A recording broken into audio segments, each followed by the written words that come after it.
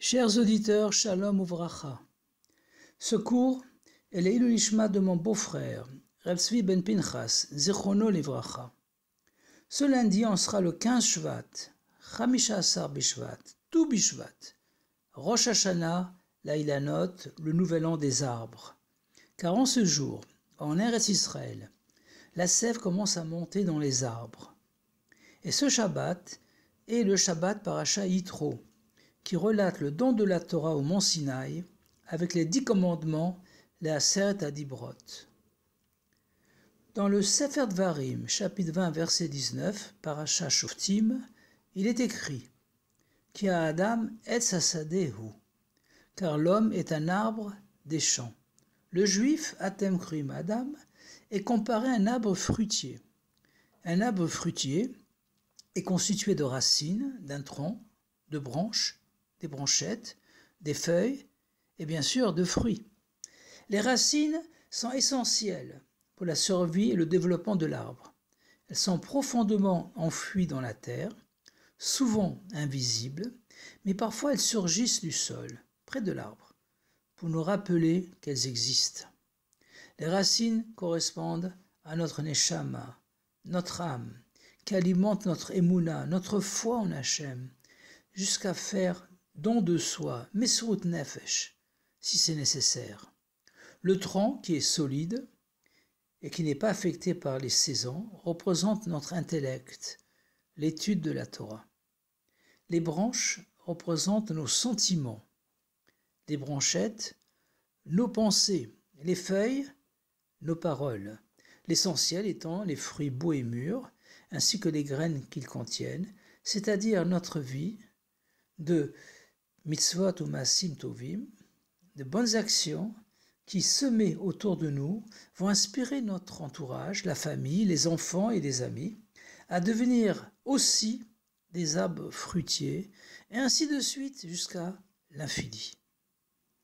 Le jour de Tou Bishvat, on a la coutume, le minag, de consommer des fruits, et en particulier ceux par lesquels on loue la terre d'Israël.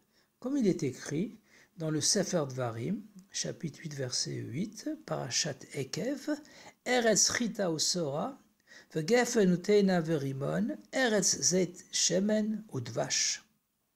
Une terre de blé et d'orge, et de vignes, et de figues, et de grenades, une terre d'olives et de dattes. Ils correspondent aux 7 sphirot, Chesed, Gvura Tiferet, Netzar, Od Yesod et Malchut. L'ordre de consommation s'effectue en fonction de la proximité du mot Eretz. D'abord le blé, suivi de l'orge, puis successivement l'olive, la datte, le raisin, la figue et la grenade.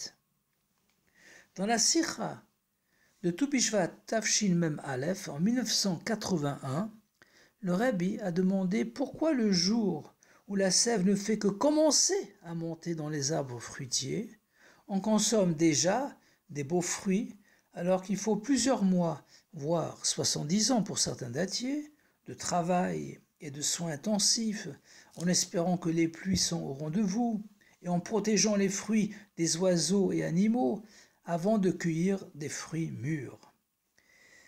Le Rebbe explique que bien qu'en ce jour du 15 Shvat, on ne reçoit que les forces potentielles pour réussir à se développer, il est important de consommer avec bracha les fruits de l'ancienne récolte, assurant ainsi que la nouvelle récolte sera bénie.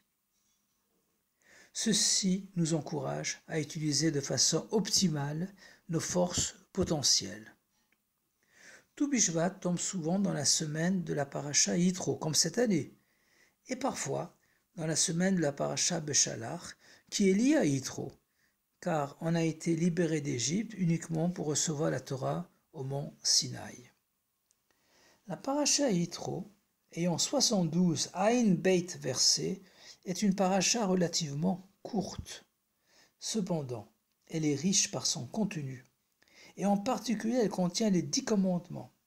En effet, le Sefer HaMitzvot Agadol, le SMAG, enseigne que les 620 lettres contenues dans les 10 commandements correspondent aux 613 mitzvot de la Torah et aux 7 mitzvot des Rabbanan d'origine rabbinique, qui sont la récitation du Hallel les jours de fête et de Rosh Chodesh, la lecture de la Megillat Esther le soir et le jour de Purim, l'allumage des bougies pendant les 8 jours de Chanukah, Ner Chanukah, l'allumage des bougies Shabbat et fête, Ner Shabbat ve Yom Tov, le lavage des mains avant tout repas où l'on consomme du pain, Netilat Yadaim, les brachot, sauf le Birkat Hamazon qui est une mitzvah de la Torah, et enfin les Hérovines. D'après d'autres commentateurs, les 620 lettres des 10 commandements correspondent aux 613 mitzvot de la Torah et aux 7 lois de Noach concernant les non-juifs. 620 est la valeur numérique, la gematria du mot keter, qui signifie couronne, car les mitzvot constituent la couronne de la Torah. On peut aussi dire que d'une façon plus concentrée, les 613 mitzvot sont contenus dans les 2 premiers commandements. Je suis l'Éternel ton Dieu qui t'a fait sortir d'Égypte implique l'accomplissement des 248 commandements positifs, et tu n'auras pas d'autre Dieu devant moi, implique de ne pas transgresser les 365 commandements négatifs. Le premier mot des 10 commandements, Anochi, qui signifie je suis, est un mot d'origine égyptienne, d'après le Midrash Tanchuma et le Yalkut Shimoni. Et la Gemara Shabbat 105a enseigne que les 4 lettres de Anochi sont les initiales de Ana Nafshi Ketivat Yahavit, qui signifie que mon essence, je l'ai écrit et donné. Dans la Torah, bien sûr.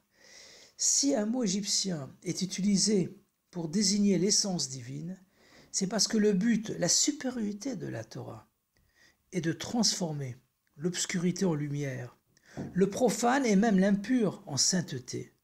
C'est l'enseignement du roi Salomon, Shlomo HaMelech, dans l'Ecclésiaste, Kohelet chapitre 2, verset 13, qui trône Haor mina chosher, la supériorité de la lumière lorsqu'elle provient de l'obscurité.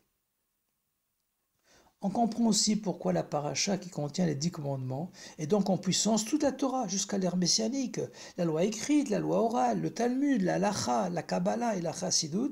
Cette paracha s'appelle Yitro et pas Moshe, alors que c'est Moshe Rabbeinu qui a reçu et transmis la Torah. En effet, Yitro, le beau-père de Moshe Rabbeinu, qui était un prêtre idolâtre, s'est converti et est devenu un ger tzedek, abandonnant l'obscurité pour la lumière, jusqu'à ce que nos maîtres nous enseignent qu'Hachem a attendu que Yitro déclare Ata yadati ki gadol havaye mikol Elokim, Shemot chapitre 18 verset 11, maintenant je sais que l'Éternel est plus grand que toutes les forces, pour donner la Torah au mont Sinaï. On va aussi comprendre pourquoi la paracha Yitro a 70 Aïn Beit versets. Lorsqu'on écrit pleinement Bemilouï, le nom ineffable d'Hachem, Yud Ke Vav Ke, en utilisant la lettre Yud, Yud, Yud Vav Dalet, He, He Yud, Vav, Vav Yud Vav, He, He Yud, on obtient une valeur numérique totale de 20 plus 15 plus 22 plus 15 égale 72, qui est la valeur numérique du Shem Ab, représentant la sagesse suprême d'Hachem, Pnimiut HaChochma d'Atsilut, représenté par la lettre Yud, ayant pour valeur numérique 10, Yechida Shebeneshama, qui est descendu après de nombreuses contractions, dont les 10 commandements, puis dans toute la Torah. Avant le don de la Torah au mont Sinaï, Hachem a demandé aux bénis Israël qui seront les garants de cette Torah.